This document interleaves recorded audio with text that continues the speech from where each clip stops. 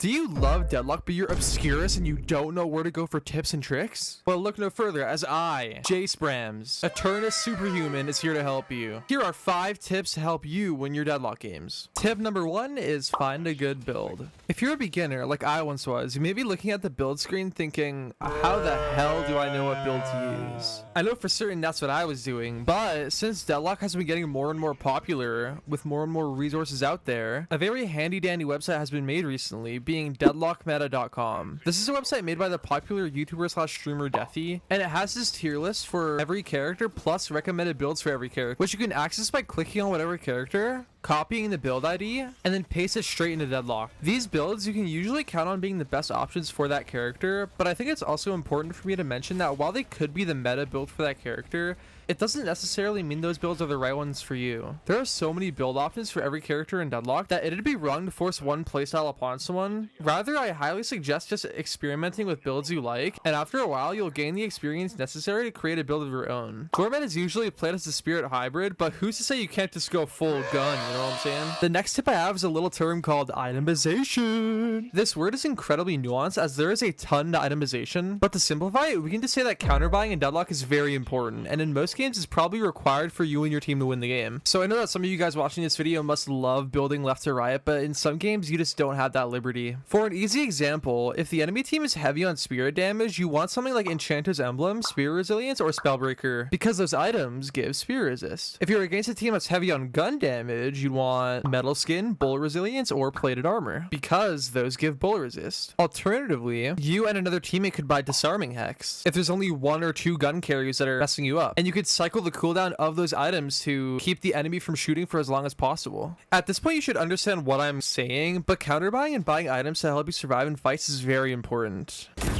With that being said, this is a video for beginners or people that aren't very good, so obviously this is definitely not something that you should be expecting to nail right away. I'm talking like this might take hundreds of hours to get good at this, but the core idea is just counter by your enemy. Tip number 3, track enemy cooldowns and ultimates. Most fights in Deadlock aren't just won by who has better aim, a huge part of it is info. Specifically knowing when enemies have their abilities and ultimates available. The easiest ability to be able to track is ultimates, which you can find at the top of your screen. The white eye below each character means they have their ultimate, otherwise it's grayed out, meaning that they don't have their ultimate. So for example, if you see that Dynamo or Pocket don't have their ults available, 2 incredibly powerful ultimates, you can essentially rule those out of the equation when you're deciding whether to engage. On the flip side, if you see Dynamo's ult is up, it's probably worth playing a bit more passive until they burn it. Another example of this would be certain abilities like Mina's Sanguine Retreat. If you see that recently she exhausted the cooldown, that'd be your time to kill Mina as she doesn't have her OP movement ability available to escape.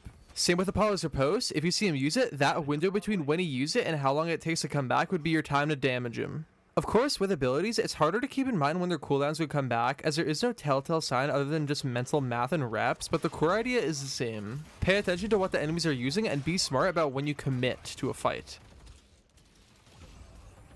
Tip number 4, Deadlock is not a team deathmatch. I see a lot of low rank people not treating Deadlock as a MOBA, but rather more of a team deathmatch where you just teamfight all game, and while this is a very fun approach, and I'm guilty, I think one important factor to remember is that to win a game in Deadlock means doing objectives. Guardians, Walkers, Shrines, the Urn, Mid-Boss, and the Patron are actually what ends games, not just kills. Kills rather enable those objectives. So the next time your team wins a fight and puts the enemy on a long respawn timer, see what there is to do on the map and take advantage of the fact that you guys won the team fight. On topic with this is just pressing your advantages. If you're on one of the side lanes and you see 4 or more enemies team fighting on the mid lane, if you're fed enough and there's still a walker in your lane, that would be a great time to take advantage of the fact that there may not be a lot of enemies to contest your taking of the walker. Let's say that even in the case that you died for the walker and still took it down, it's very worth it, as not only are you netting your team a total of 4,000 souls, but you also unlock an extra slot for your team, so you're not slot locked. Tip number 5, practice your movement. Deadlock is a game where the movement skill ceiling is very high, with there being a lot of movement tech and rollouts you can learn. This is more so a generalized tip video rather than a movement video, but if there's one movement tip that I'd recommend practicing, it'd be the act of mantle gliding. Mantle glide is a more common term of this tech, but just for future reference, I'm going to be calling it a mantle slide. Mantle slides are an intentional mechanic where you're able to gain a ton of speed out of a mantle. To do it, hold the crouch key while mantling. The timing for this is extremely lenient and you're pretty much unable to miss it. Mantle slides are incredibly useful for moving around the map and escaping fights, and this is one of those things that I highly suggest ingraining in your brain to do quite literally everywhere on the map, as it's just that much of a difference maker. You can combo a mantle slide into a jump, which allows you to go even further, as there's less friction in the air than there is on the ground. This in itself is called a super glide. Other than this, overall, I just recommend whenever you're in the hideout and you're feeling like practicing your movement, hit Explore NYC and honestly just jump around. In my experience, this helped me a lot with my movement and knowing what rollouts I can do. And I don't know what's wrong with me. Maybe it's like peak unemployment, but I do it for like an hour or two sometimes. I just really like jumping around. I don't know. If you enjoyed, like and subscribe.